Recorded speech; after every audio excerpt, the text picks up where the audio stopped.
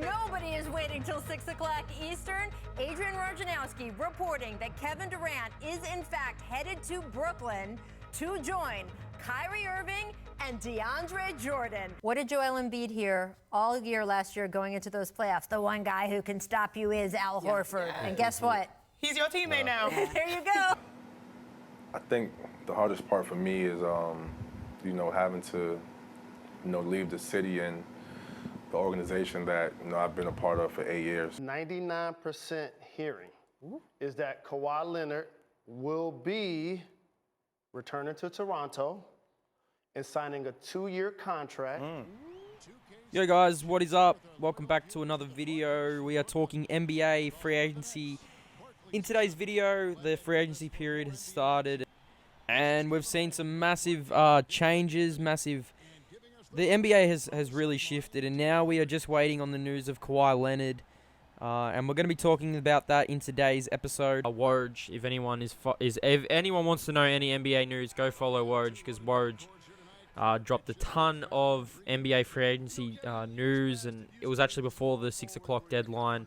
Well, not the deadline, the start of the free agency that he broke a lot of news. So before we get into discussing everything in this episode, I thought I'd tell you guys, if you're new to this and you don't know what this is, this will be basically just everything raw, just NBA talk, discussions, opinions, debates, everything you can think of. It's just going to be not scripted or anything. I'm just going to be talking everything NBA in the week of NBA, NBA news, everything that I feel like would be good to discuss. Make sure to comment down below what you guys think of certain topics that I discuss. But if you enjoy this, hit that like button, hit that subscribe button, and let's get into the episode. So we start with NBA free agency, and wow. Some crazy moves in the NBA free agency period. If you're watching this, Kawhi Leonard still hasn't made a decision. DeMarcus Cousins is still on the board. I still can't believe DeMarcus Cousins is actually still available in free agency. I've seen a report today, I think Woj actually reported that he actually isn't getting any looks into teams, which I think is crazy, because DeMarcus Cousins wasn't healthy last year. We know that through his Achilles and his quad, but he still actually played a few good games in the finals. He got a double-double, almost had a triple-double in one of the games. So I'm sure there's an NBA team who will bite for him, but our first news that we are discussing, Kevin Durant, DeAndre Jordan, and Kyrie Irving are teaming up with the Brooklyn Nets. The whole year, if you paid any attention to the NBA, was Kevin Durant was going to New York, Kyrie Irving was going to New York. New York Knicks, they traded away Kristaps Porzingis. They cleared a lot of cap space. They basically tanked. They were also putting out there they're going to get Zion. That fell through. They did not get Zion. They didn't get the number 1 draft pick. They ended up drafting Barrett, which isn't too bad, but Kevin Durant and Kyrie Irving decided to sign with Brooklyn instead of New York, which I think is quite crazy. I did not see that coming. I did think Kyrie Irving was going to go to the Nets. If you saw my recent episode that I did, we just discussed. I did think that Kyrie Irving would end up on the Nets, but KD is going to the Nets as well. He will miss next year, so we're not going to see the best of the Brooklyn Nets next year, but I think it's a major signing, and it's kind of upsetting considering I really did think if KD stayed with Golden State, that they were honestly going to become the greatest team ever. And as we move on to our next topic, our next free agency move, Golden State actually completed a sign and trade for Kevin Durant. They acquired D'Angelo Russell, which I think is just crazy. I do not see how this will fit Golden State, but I do believe the system that Steve Kerr runs, it will help D'Angelo. It also helps Steph. We've seen in the NBA Finals, Kevin Durant went down. Golden State did just not have enough. I think with D'Angelo Russell coming in with Klay Thompson out, it's just going to allow Steph to not have to shoulder the load throughout the season. And I think, I'm not too sure if they're going to trade D'Angelo Russell, but I definitely believe it's a solid move. And Golden State they just will not lie down, which I think is awesome through an organization. And they actually picked up Willie Cauley-Stein as well, which will allow Draymond Green to throw the lob. Haven't really had an athletic center since basically JaVale McGee. So I think that's a really good pickup as well. Willie Cauley-Stein comes in, D'Angelo Russell comes in, and Golden State definitely not lying down. Al Horford signed, I think, a 4 or 5 year deal with the 76ers, a max deal. And Josh Richardson is coming over through the sign and trade through Jimmy Butler. He lands at the Miami Heat, which I've watched a few documentaries. I watched a few of Jimmy Butler's YouTube videos. Go check them out. He talks about want to help his family. Talks about winning. I definitely don't believe this is a winning move. I think he's done this due to money and due to lifestyle.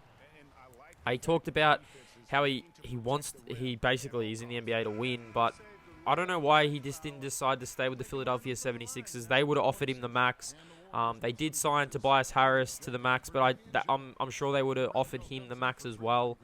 So I think it's a good move for the Miami Heat. Yes, bring in Jimmy Butler. They've got a franchise player to build around now that Dwayne Wade's gone, and some other moves they've made. But I think this Josh Richardson coming over from Miami to Philly is really going to help him. And I think that I'm still up in the air with that, with how Al Horford and Joel Embiid is going to play together, but really interesting to watch. And Jimmy Butler, Miami, I'm sure Miami are going to make some more moves through this free agency period. So Kemba Walker signed with the Boston Celtics. This was a head scratcher as well. I did not see this coming. I'm pretty sure it was like a day before free agency started. They started reporting that apparently Kemba was going to end up with the Boston Celtics, and he did. He signed a 4-year. I think it was over $130 million deal with the Boston Celtics. So Boston lose Kyrie and they get Kemba, which you could say Kemba is basically Kyrie, just not as good. But now Kemba has a chance to win. He has Gordon Hayward, Jason Tatum, Jaylen Brown.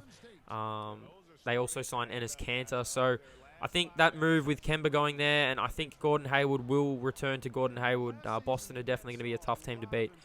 We move on to New York Knicks, and it is kind of sad. As you guys can see here, they had their projected. They wanted Kyrie, they wanted Zion, they wanted KD, and they've ended up with Julius Randle, Taj Gibson, and Wayne Ellington. So I'm not too sure what New York are doing. There was also a report today that New York actually pulled out of a Kawhi Leonard meeting. I'm not too sure about that. And I'm not too sure about the story behind that. I don't know what New York are doing. Apparently, they didn't want to offer KD the max because his Achilles injury, which is understandable. But Kevin Durant, I think, will come back bigger and better. And I'm not too sure what's happening in New York. And also, shout out to the New York Knicks fans because I really do feel sorry for him. Golden State also traded Andre Iguodala. They had to do that to free up some cap space to bring in D'Angelo.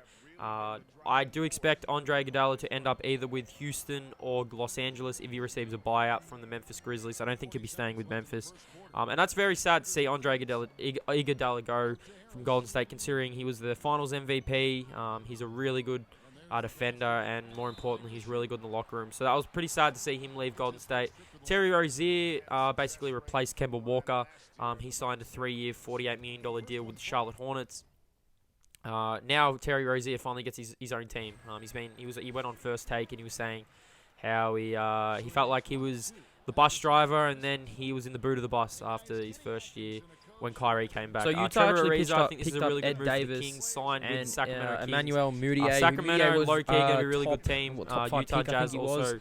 So Utah are definitely signed, making some moves. They're definitely Bogdanovic, making some and, signings. And I think they will be a top 3 seed in the West this year. Who else did Utah sign? I'll really come back to some that. big signings. Also think Ricky New Orleans Rubio Pelicans signed with are the making Phoenix a Suns. real good They ended up splash. paying Ricky They Rubio $53 signed million. Derek Favors and JJ Redick. I think JJ Redick is going to be really good for New Orleans. Spaces the floor. I think he's going to work well with Zion and Lonzo. Pelicans are definitely my most favourite to watch this year. I'm very, very interested to see how they go. Derrick Rose signed with the Detroit Pistons, which was a bit lackluster. I thought he was going to go to a contending team, but Blake Griffin, Reggie Jackson, Andre Drummond, Derrick Rose, definitely going to be interesting to watch as well. So Chris Middleton, Damian Lillard, Jamal Murray, Kristaps Porzingis, Ben Simmons, Pat Beverly, Tobias Harris, all decided to sign with their respective teams they were with. So not a massive shock there. I was a bit skeptical if Chris Middleton was going to stay with Milwaukee, but he did decide to stay with Milwaukee. So some massive free agency moves and massive couple of weeks coming up with NBA Summer League, which is in full swing. I know Zion plays RJ Barrett the next few weeks. So very, very exciting few weeks for NBA fans. I honestly can't wait to see where DeMarcus Cousins ends up, where Kawhi ends up, which leads us into our next topic. So I thought I'd finish today's just NBA episode, just have a bit of a chat about the Lakers and Kawhi. Los Angeles Lakers still have a lot of roster spots to fill up. They have a $32 million max slot available if Kawhi Leonard does choose the Lakers. It's been reported the last few days that Kawhi Leonard is seriously considering joining the Lakers. We haven't heard anything as of yet. We're no idea where Kawhi's going to end up. He could still go to Toronto, could still go to Los Angeles Clippers, could still go to the Lakers. My prediction is he will end up on the Lakers, and I do believe if he does end up on the Lakers, DeMarcus Cousins is a massive chance to go to Miami. Now, I say this, and I bring up DeMarcus Cousins because I genuinely believe if Kawhi does decide to go to either the Clippers or either back to Toronto, I think Lakers will sign DeMarcus Cousins. I think they'll sign Danny Green. I think they'll sign Rajon Rondo. All these players will come back in, and they will definitely have a solid team. But I'm really interested to see what happens with Kawhi Leonard. Comment down below what you guys believe. He really is a quiet man. We haven't heard much of him, and everyone is just waiting for his decision. Where will he go? If he goes to the Lakers, I honestly can't see them not making the NBA Finals. Who beats them? Utah? Does Utah beat them? Does Houston beat them? Very interesting. So, guys, hope you enjoyed this episode. Just NBA talk, having a chat. Like I said, everything's raw. If you enjoyed this, make sure to hit that like button, hit that subscribe button.